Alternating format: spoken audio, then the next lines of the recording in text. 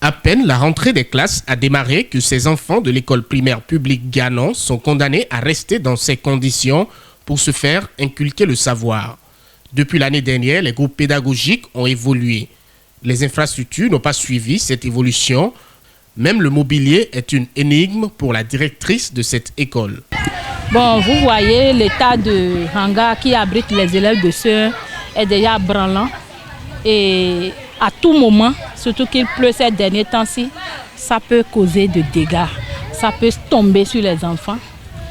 C'est déplorable. Il faudrait quand même qu'on pense à venir réhabiliter l'école, quoi. Les enseignants qui sont dans ces cours n'ont pas de bureau.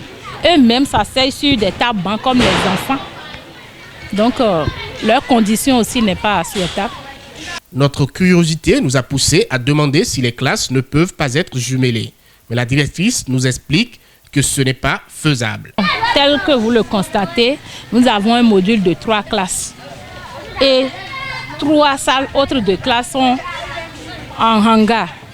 Branlant, bien sûr. Il n'y a même pas le mobilier. Il n'y a rien. Les enfants sont souvent assis sur la natte pour pouvoir étudier.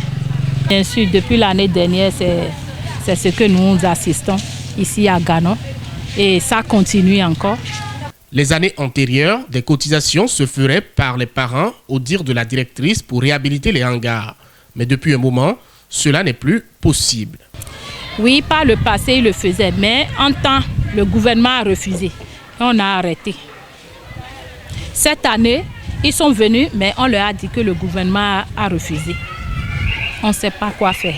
Maintenant, je m'apprête pour aller peut-être vers mon CRP, le chef de la sécurité scolaire, pour l'écouter, pour lui poser mon problème, la doléance des parents du bureau à peu, pour voir si c'est encore possible pour que les parents puissent nous aider un temps soit peu pour pouvoir reprendre les hangars ou nous commander des tables.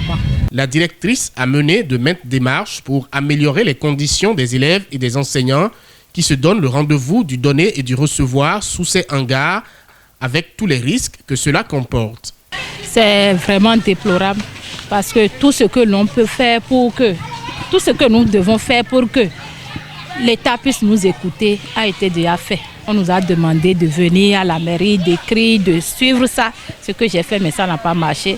On a repris dans les mêmes conditions. Sincèrement, c'est déplorable. Je ne suis pas du tout contente de ce qui se passe. Après tout, toutes les écoles appartiennent au gouvernement et les enfants ont le même droit. Donc, c'est pas bon ce qui se passe à notre niveau. Pour la directrice, il ne s'agit pas forcément d'avoir dans les jours à venir un bâtiment en dur, mais provisoirement un hangar plus solide et qui met ses enfants en sécurité et à l'abri des risques, en plus de quelques mobiliers. Bon, d'abord, il faudrait que l'État puisse penser à reprendre soit les hangars là et nous doter des tables, puisque les enfants sont à terre carrément. Les conditions ne sont pas favorables réunies pour qu'il y ait réussite. Pour que ces enfants se sentent égaux aux autres qui sont dans de meilleures conditions, il va falloir qu'une solution soit trouvée à cette situation des enfants de l'école primaire publique Ganon.